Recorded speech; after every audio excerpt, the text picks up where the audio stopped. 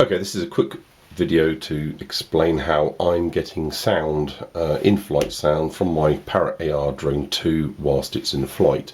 Now, one thing that you might be surprised to know if you don't own one is there's no microphone in here. There's a HD camera, but no microphone.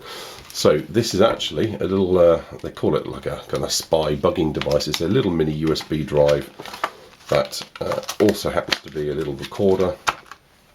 And this is just because it's very dinky and small. No other reason why I brought this. This is not trying to be discreet or secretive. As you can see, there's a little light on there. It will start blinking shortly, and when it does, it's recording sound.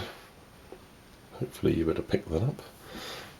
It takes a little while to get stuff going, but it's now blinking. Okay, so now it's blinking. I know it's recording sound. I pop that into a little microphone wind shield. So literally like this. I then wrap an elastic band around it just to seal it in. All this gets recorded, and of course there's quite a bit of editing to deal with this to get rid of the sounds, so there's a bit more work involved.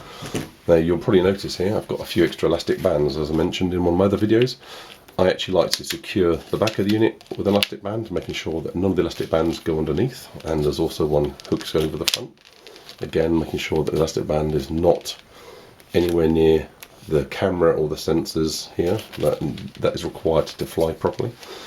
And then using these elastic bands again, I actually then hook these over, and using another elastic band just secure reasonably loosely my microphone.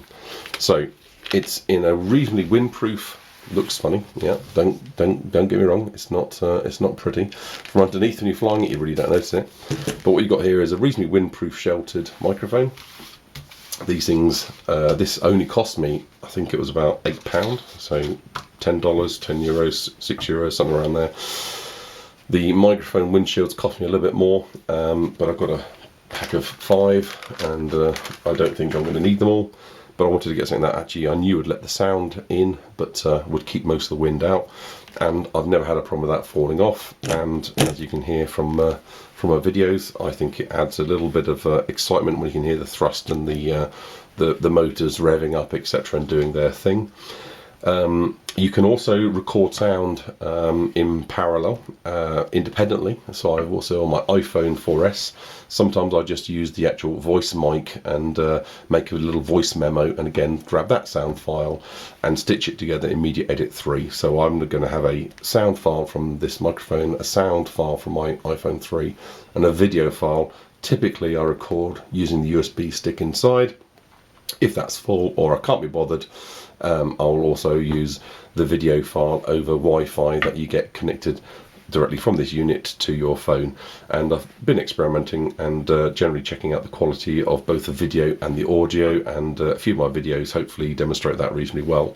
So I also like, the other reason I like these elastic bands, it's this magnetic catch on the back. Whilst I find it absolutely fine, absolutely it is only a magnet, and my elastic bands, I think, really make this stay on. I don't want anything to fall off. I don't want to lose anything, and maybe it's a little bit OTT, so I was using elastic bands even before I had the microphone idea, and especially on the rear. The front doesn't need it at all, but the rear I just felt needed something extra.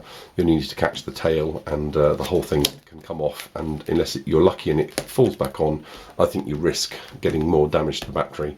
And I know batteries don't like shock either. So there's a few tips I'm using. So both the sound, the video tips, and my elastic band tips to secure the outdoor hull more firmly to the unit.